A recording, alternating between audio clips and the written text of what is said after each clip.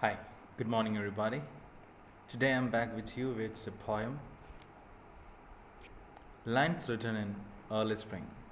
We have discussed its a translation, kind of translation to Malayalam yesterday, and today we are discussing the detailed appreciation of the poem Lines Written in Early Spring by William Wordsworth. I have asked you to write the particle devices yesterday, and most of you have done and sent it to me in the group. Thank you for that. And now we may discuss the poem in detail, the appreciation. Please be ready with your notebooks and stay tuned.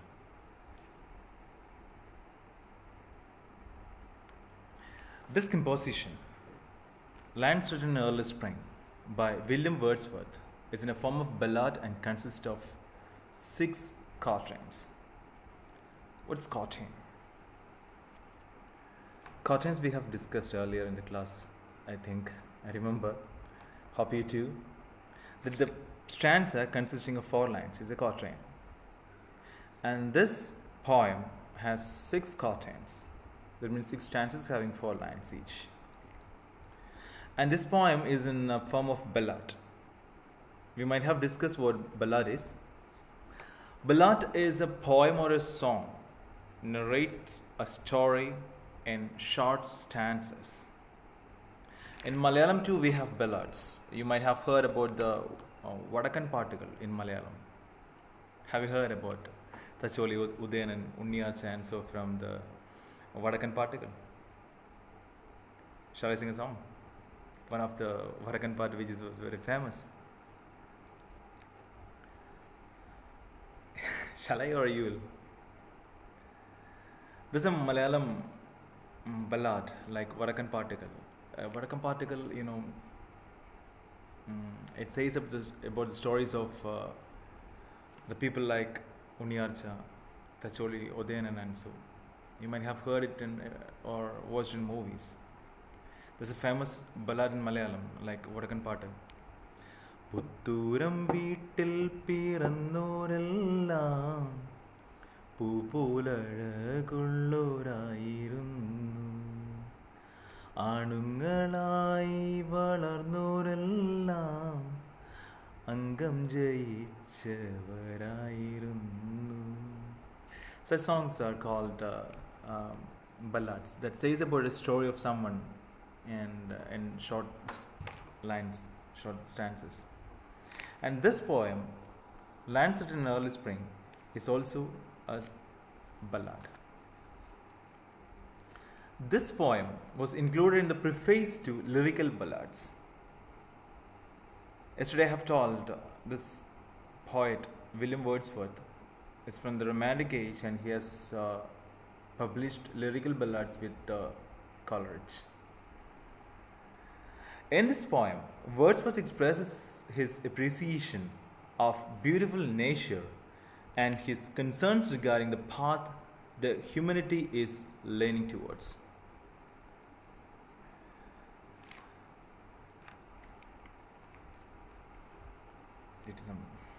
The poem is set in a landscape of a beauty of a small woodland grove.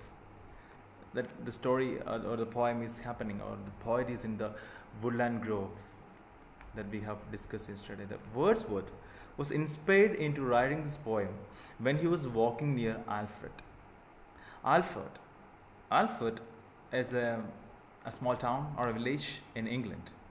So the setting of the poem can be associated with the beautiful scenery of Alfred.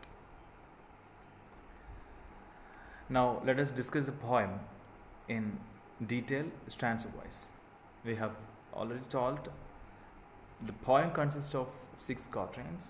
Quatrain means a stanza having 4 lines.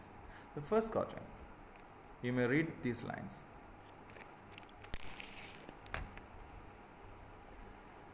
Please read the lines.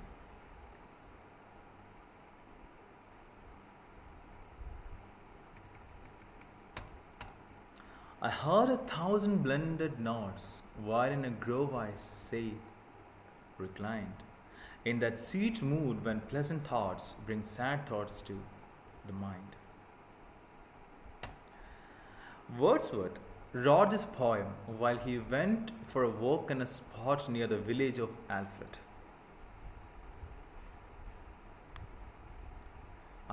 It's Alfred. I told you Alfred is a small town or village in England. He describes the moment and the place as a natural scene in motion. Branches looking for the sun, trying to escape from the water where its tree had fallen and had remained as a natural bridge, and water falling down a sloping rock. That's what the first stanza says. Through this image, we can imagine the sounds and the moment described in the poem. The speaker tells that while sitting reclined on a woodland grove, his mind was filled with several thoughts. It was bad thoughts. We have, you might remember in the translation which I have given yesterday. The speaker tells that while sitting reclined on a woodland grove, his mind was filled with several thoughts. While he finds solace in nature's beauty. What is solace? Not solace, solace. Solace means comfort. While he finds solace in the nature's beauty, the same beauty reminds him of bad thoughts. He is in a grove, sitting there, comfort, solace. But there are so many thoughts, disturbing thoughts, bad thoughts are in his mind. Wordsworth reminds the reader of the beauty of nature, the value of enjoying and appreciating their existence, and the need to protect the nature from harm. Wordsworth reminds the reader of the beauty of nature, the value of enjoying and appreciating. We may be enjoying and appreciating the nature, their existence. Need to protect the nature from the harm. We know how beautiful is our village. We know how beautiful is our river side.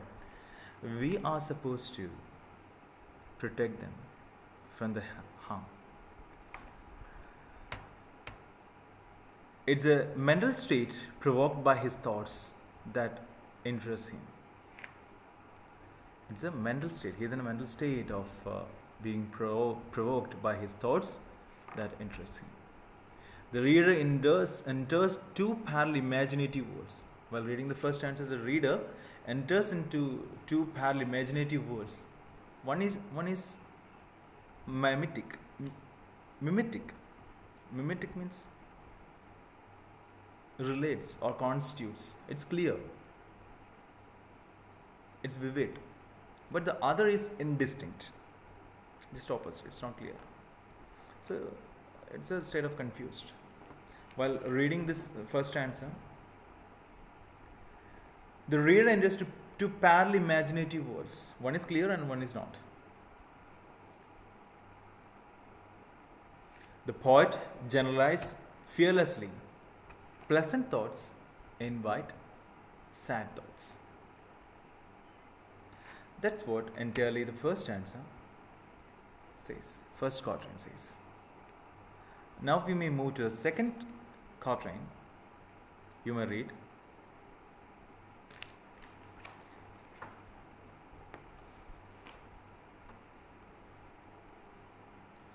To her fair works did nature link the human soul that through me ran, and much it grieved my heart to think what man has made of man. In the second stanza, while you read this, the poet uses a figure of speech called personification. You might have noticed that. I appreciate that many of you have identified that and written to me yesterday. You have identified personification. You know what personification is. Personification is attributing human qualities to a non-living thing. Here he uses a figure of speech called personification, by which he gives nature the ability to create. Nature ability to create at her will elements. What he calls her fair works, and makes a human soul that live in the field linked with them. as we have discussed yesterday, the nature, the God has plans, and we live linked with them. This is a way of humanizing nature by giving her feature of being a creator. So the nature itself is treated as a creator, God, which could seen as an attribution to the nature of concept of God, understood as that who performs a reality of his own will. So the nature is personified to the nature giving the features of God. That's he is a creator. The speaker appreciates the nature of God like abilities of linking human soul to herself, but he also feels a grief while thinking about how cruelly man has separated himself from the mother nature. That's what the last line says, what man has made of man. How the human beings separated, how the man has separated himself from the mother nature. You may read the third quatrain.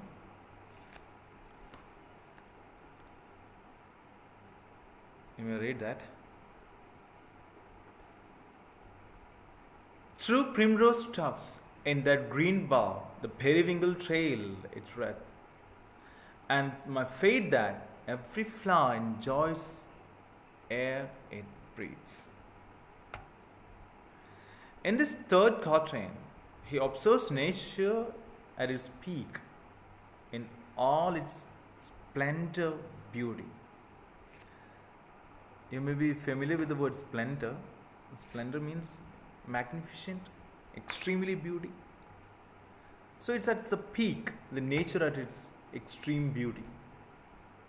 He tells about its dynamic development when he describes how the periwinkle trains its branches through grass. Periwinkle, I told you, it's a kind of a plant, and its trains means it's moves trains its branches through the grass. You can imagine while if you Google what periwinkle is, please do that. He also displays his implication in this development of natural events, expressing his desire for the flowers to rejoice at its existence.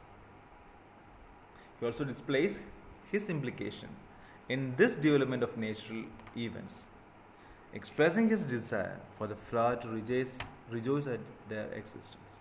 Here you can see the speaker is highly appreciative of nature's beauty. He finds delight in the green boughs and has faith that the beautiful flowers enjoy every ounce of the air they breathe. They are thankful for the living beside nature. You can see all those things in these lines, and you may identify that the third quatrain and the third and the fourth verses, the quatrains, we can see a personification again. When flowers are endowed with particular human abilities such as breathing and enjoying, that are human natures, and that is attributed to the flowers, and you can see again the personification in these lines. In the third and the fourth verses, we can see personification, that attribution of human qualities like breathing and enjoying to the flowers. You may read the next quatrain, next stanza.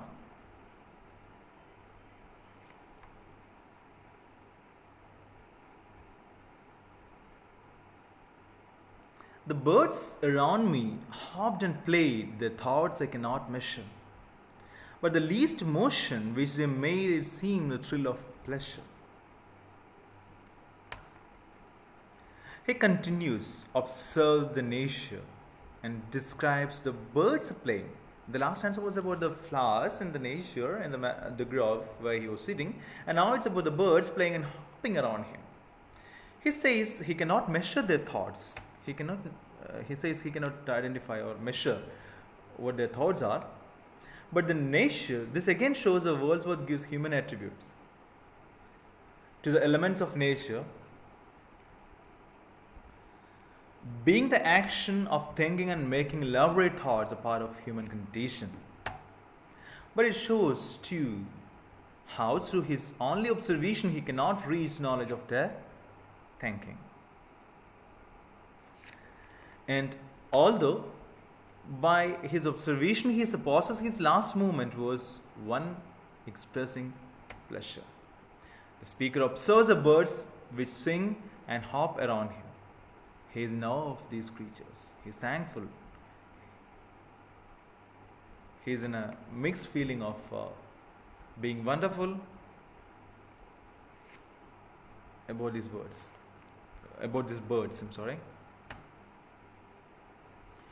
Though the speaker does not understand the language and the ways, he does recognize that the birds are creating all these movements out of sheer pleasure and joy. He cannot measure what their thoughts are, but he knows that, he identifies that, he realizes that all these movements out of their sheer pleasure or joy. We can see the personification again in this stanza. That's about. You may see the next. The budding twigs spread out of their fan to catch the breezy air, and I must think, do all I can, that there was pleasure there. The budding twigs spread out of their fan to catch the breezy air, and I must think, do all I can, that there was pleasure there. Again, he provides will to events occurring in nature. The newborn branches expand to get the air they need, and once more attributes the elements the capacity to feel and enjoy their existence. Again, you can see the personification here. These opinions derive from his long observations of this place and nature. These opinions, he says about these things, and these are derived from his long observation of this place and the nature. The breeze following is sweet and light. The twigs are spreading out as if to catch the sweet air, and all the speaker can do is gather pleasure their existence.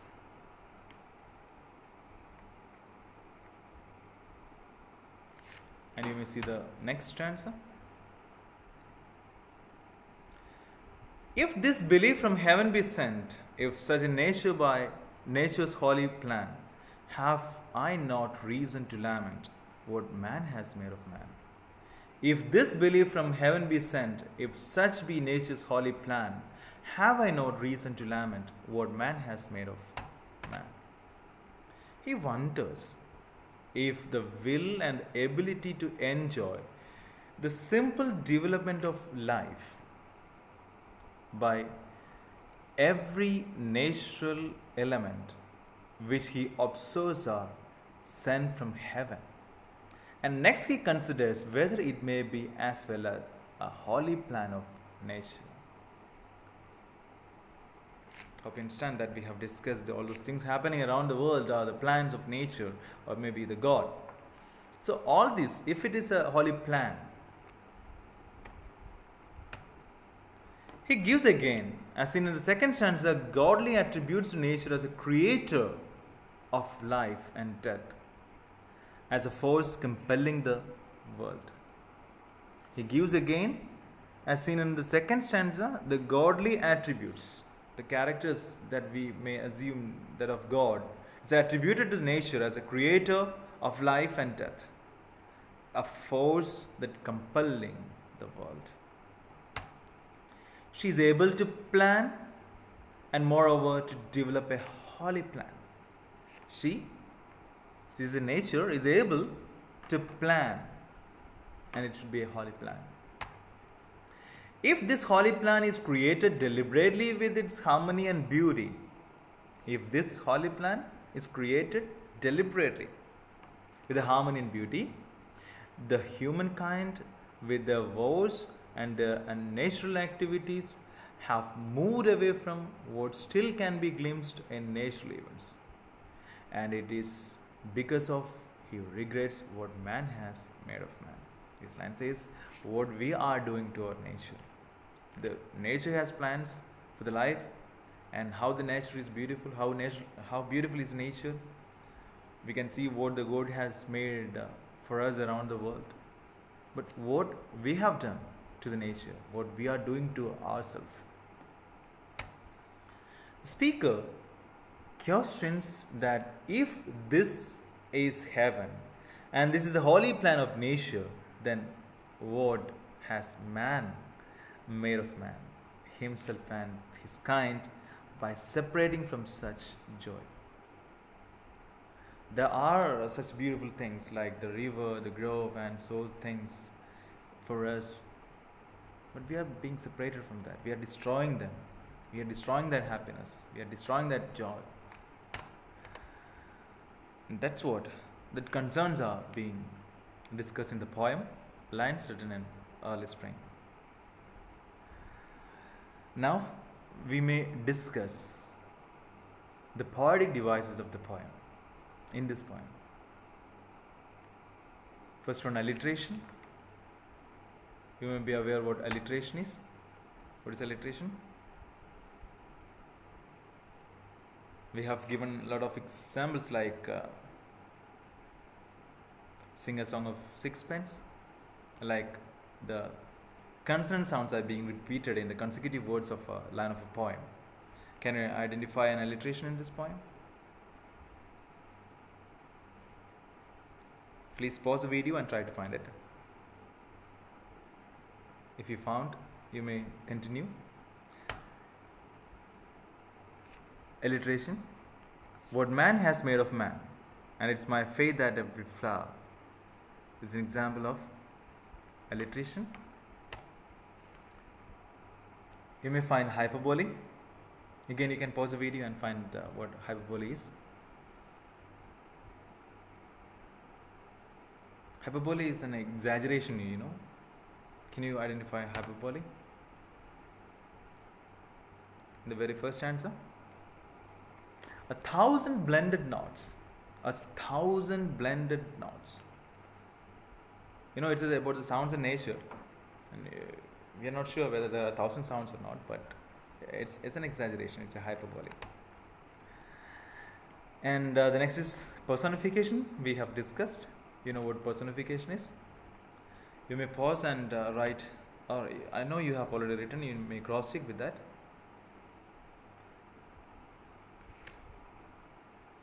To her fair works, nature link. And it's my faith that every flower enjoys the air it breathes. The budding twigs spread out of their fan to catch the breezy air. Or examples of hyperbole, examples of personification. Next we may discuss imagery. First, visual images. Can you identify the visual images in it? You may pause and find. The birds around me hopped and played is an example for a visual image. The grove, the green bar, the flowers, primrose and periwinkle are examples of imagery, visual images. Of course, the budding twigs. Can you find some auditory image?